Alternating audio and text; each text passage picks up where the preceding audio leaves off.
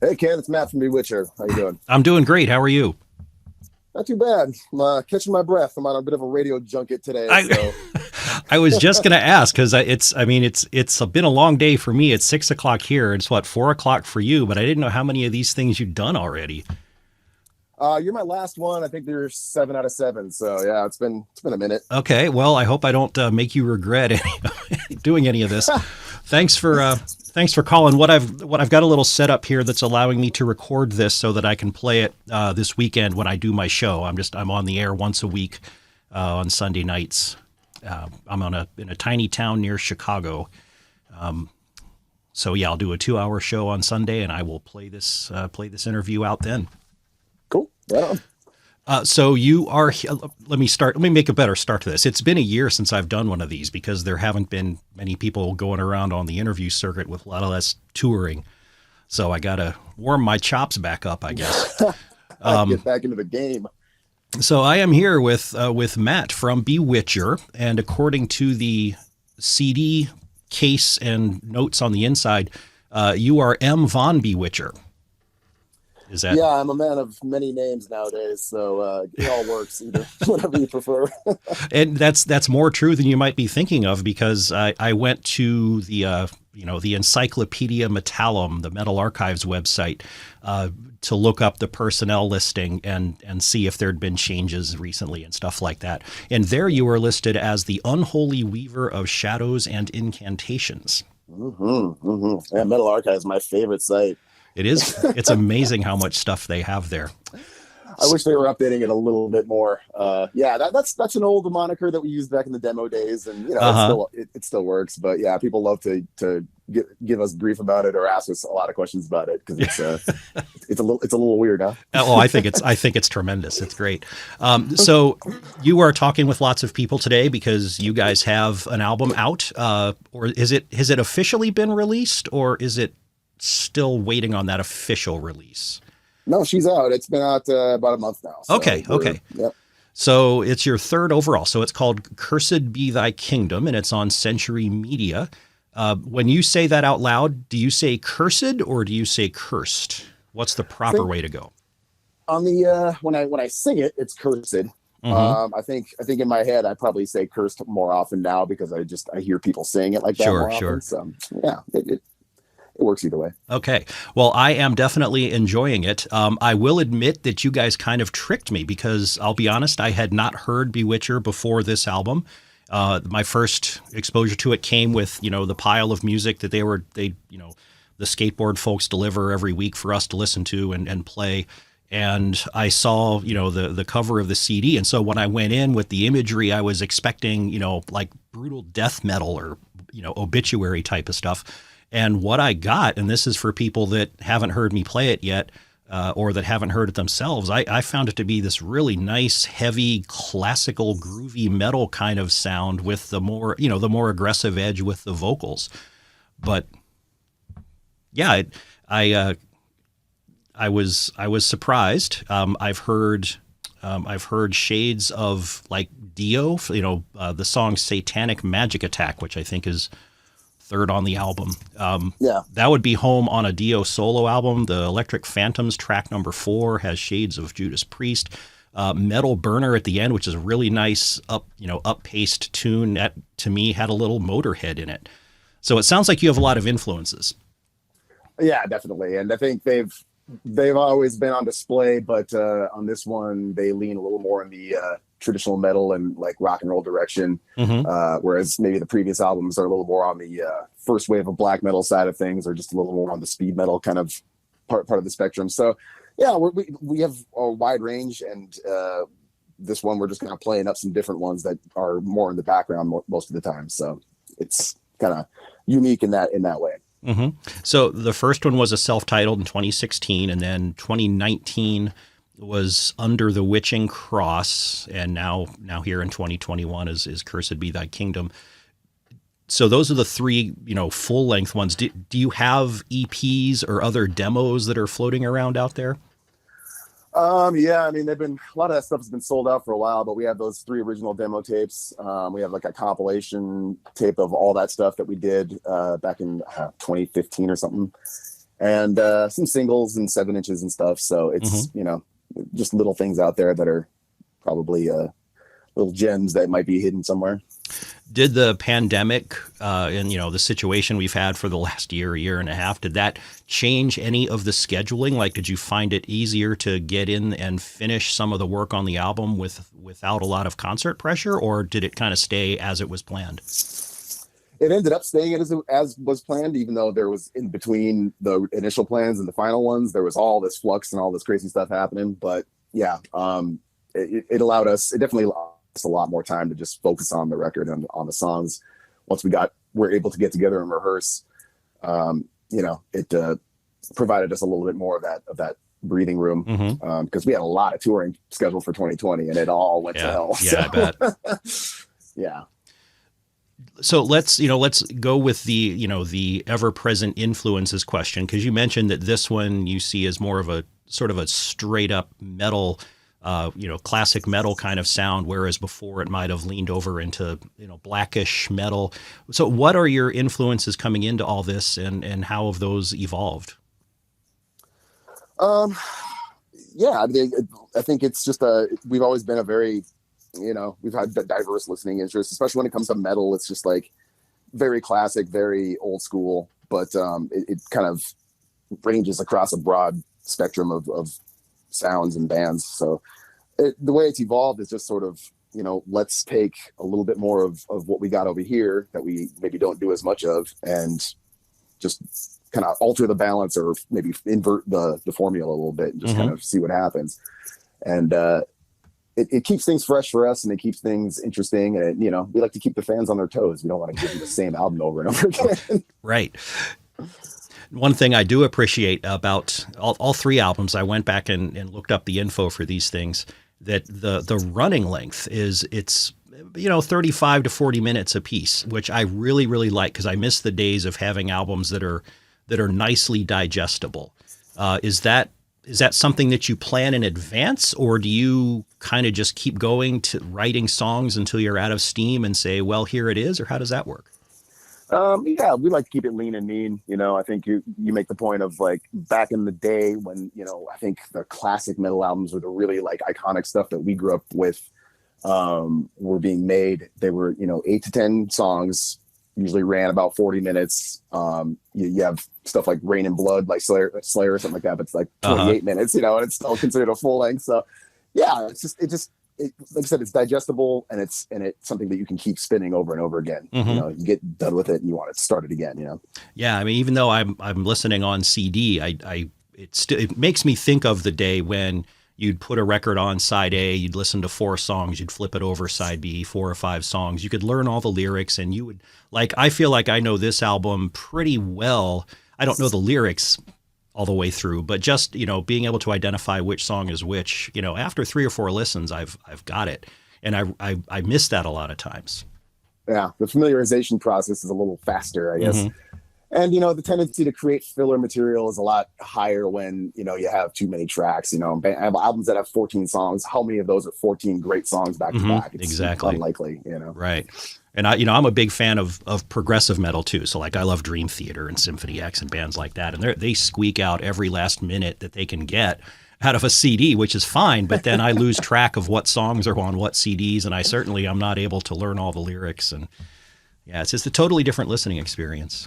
Yeah, all the songs are 10 minutes long too. It's a much more of an investment. Yeah, true. Are you going to write any epics for the next album? A good 15-minute epic there? Yeah, right. I think an epic for us is about 5 minutes plus, and that's about it.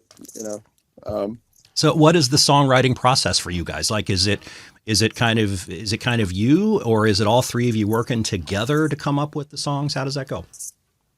I usually write all the parts on my own. I'll come up with the guitar stuff, kind of lay out the skeleton of the song, and then Andy and I will get together, our bass player, and he's pretty handy with the home recording stuff. So he kind of acts as producer in terms of putting use drum software and just get the drum ideas that I have down on. And then I'll go through, add the other parts. I'll do some bass stuff. I'll do some vocals, and just kind of get a general idea of the song. And then we'll get together, rehearse, and especially with Eris, his drum style, it's pretty simple, but he's always got a lot of cool like flourishes and things that he likes to throw in there. So everybody kind of gets their 2 cents in, but I'm the main, as far as coming up with the parts, that's I'm kind of on my shoulders.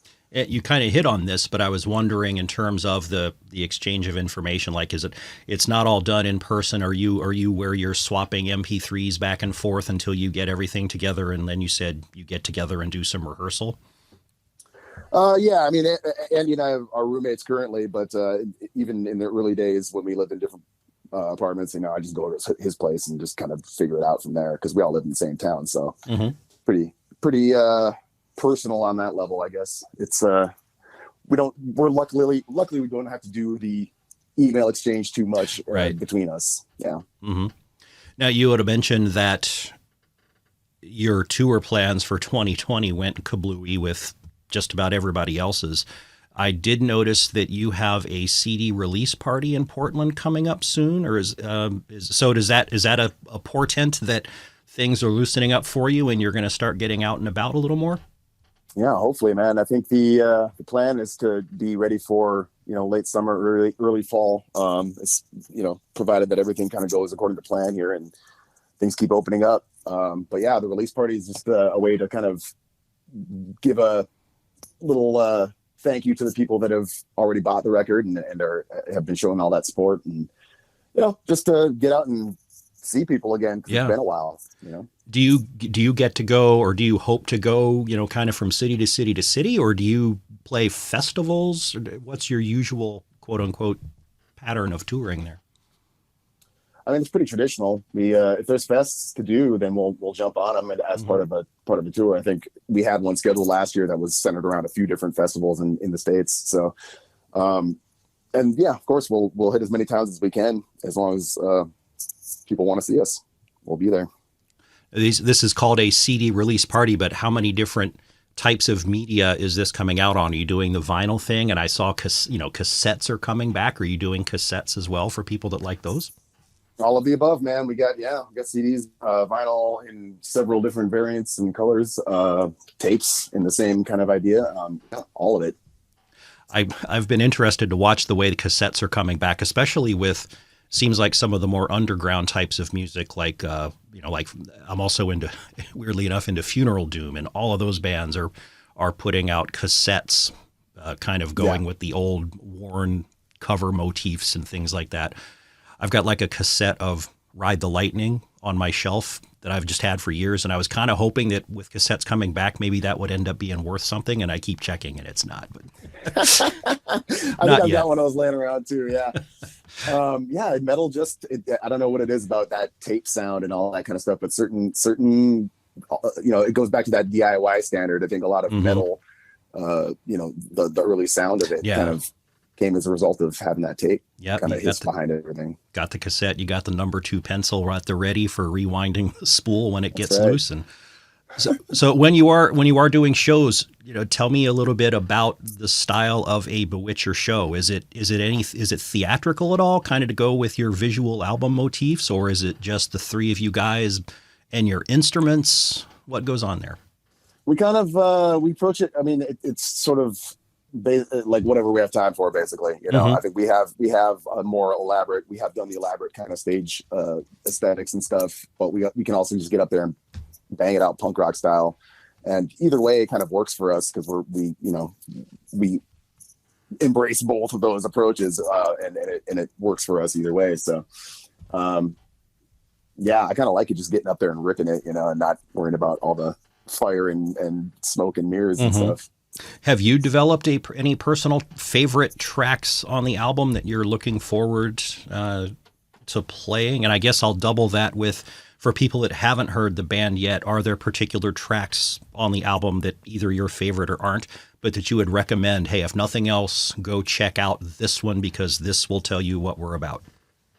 It kind of depends on what you're into, because there is a little bit of something for everybody on this one. So if you're into the more classic Bewitcher stuff, that's more fast and just 3-minute rippers kind of thing. Song like Electric Phantoms, the title track, Metal Burner, you gotta get we have all that stuff on there. If you're into something a little more melodic or just sort of atmospheric, you got Mystifier and Valley of the Ravens. So there's except there's a lot of ground being covered. Mm-hmm. Yeah, I'm enjoying I Valley dig it of the all. Ravens I think that's my favorite track so far. Nice. Yeah. So you are in Portland. I'm telling you that like you don't know. Being in Portland that's an interesting town. I visited there a few times. I don't know how long you've lived there, but does being in that area have any influence on, say, the style of music that you end up writing, as opposed to if you lived, say, in the deep South in Alabama? Do you see that has anything to do with it? It's a tough question to answer because I've never lived in the deep South. But Yeah. Good. yeah, it's like, yeah, no doubt. I don't know, man.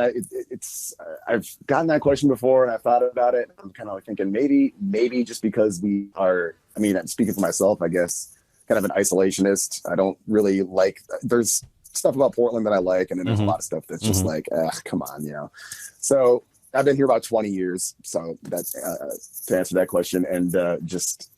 I think if anything, it's the surroundings, like the nature and stuff. That's pretty inspirational. There's a lot of forests, a lot of mountains, misty, winter rainy nights and that kind of thing. So there's definitely that to take away from it, which is pretty cool. How often do you hit the food trucks downtown? I mean, there's food trucks everywhere, so you don't have to go downtown anymore. I just remember visiting there and staying at the downtown hotels, and that was the thing to do, would be to leave the hotels and walk down to the square where there were like 75 food trucks swirling around. It was great. It's pretty nuts, huh? Yeah. We don't go downtown too much anymore. It's a little bit of a war zone down there. Yeah. So, yeah. There's a lot of stuff going on. All right. Well, do you have any general words of wisdom about Bewitched to lure people into listening? And if somebody's listening to this show that we're broadcasting on, they're probably attuned to it anyway. I'll be making sure to play a couple of extra tracks as this goes out and in coming weeks. But just, sales pitch. Tell people why they should listen to Bewitcher. How many times have I said Bewitched? Just the one, I think. Okay, sorry about that. Different band. You're not Candlemass, yeah. Yeah. I mean, I guess I'll just say, hey, we'll look out for us on the road. We'll be hopefully out there by the end of the year, and we got the new album, so please check it out if you have not. And if you're a fan of the first couple, then you'll dig this one. And if you're just getting into us now, go buy the old stuff too, and we'll see you on the road. All right, and you have a Facebook page under Bewitcher. Any other social media avenues for folks to stay informed about what's going on? Instagram. I'm not the social media guy, so bewitcher.us is our website. That's the main portal, and you can get to all the other stuff from there. So, okay, that's awesome. Thank you so much for making a long day out of it and taking time to talk to me. I appreciate it. Good luck with the album, with hopefully getting some touring underway, and hopefully you come through Chicago, because that's the closest place to us where people tend to hit. It's one of our favorite towns, so we'll definitely be there if, when we go out. So okay, good. Well, take care and enjoy the rest of your day. You as well, my friend. We'll okay, bye-bye. Bye.